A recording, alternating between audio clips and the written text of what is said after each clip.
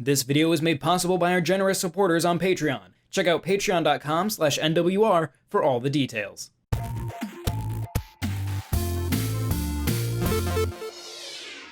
Nostalgia is probably the most powerful drug you can buy.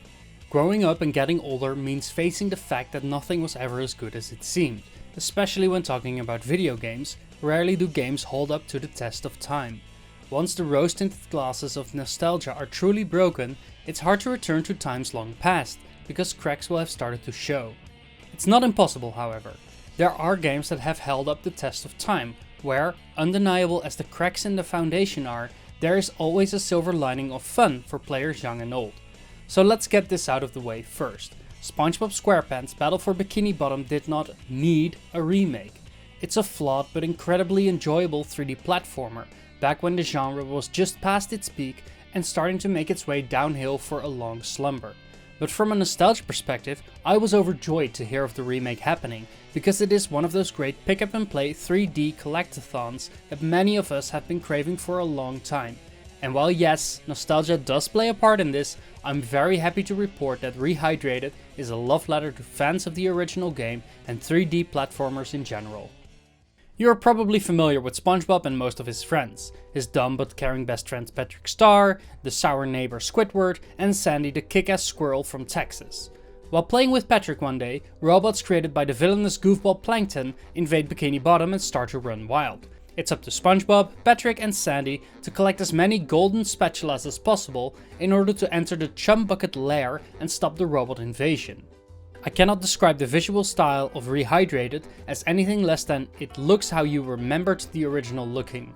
Comparing the two games obviously reveals how much has changed from a visual standpoint, with a large focus on making all the colors pop, overhauling the visual style to make levels seem more interconnected, and adding details around every corner.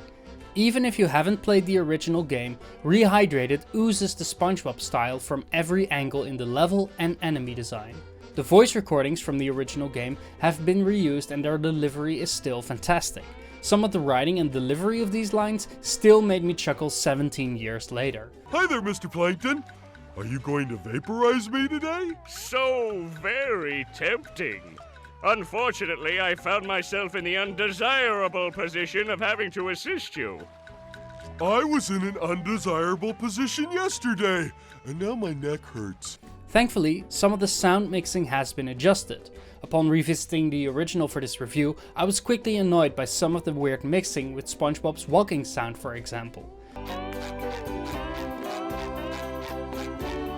The kinks from the original have been ironed out and the game looks and feels like a SpongeBob cartoon come to life in video game form.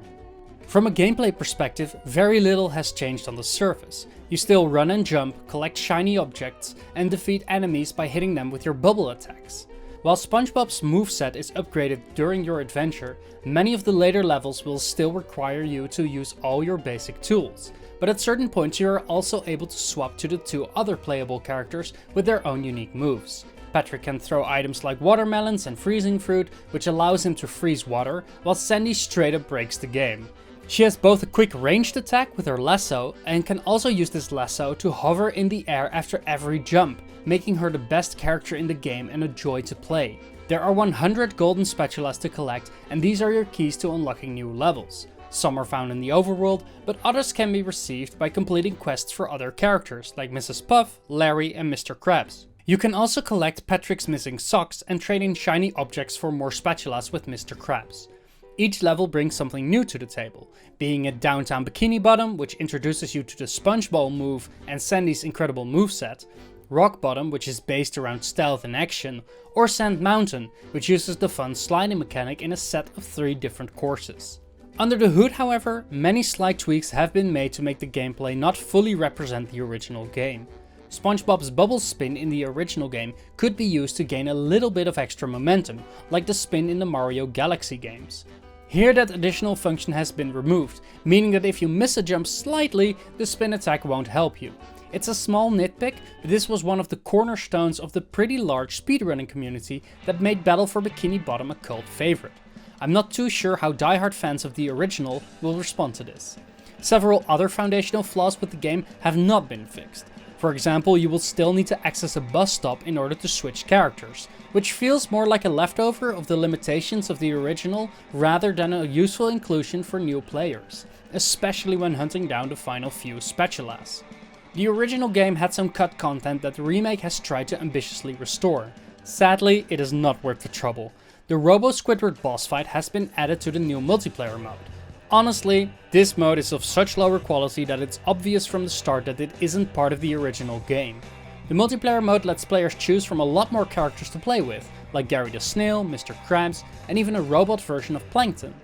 You and one other player traverse 26 islands and fight hordes of robots while slowly taking down the robotic Squidward. The experience was horrendous.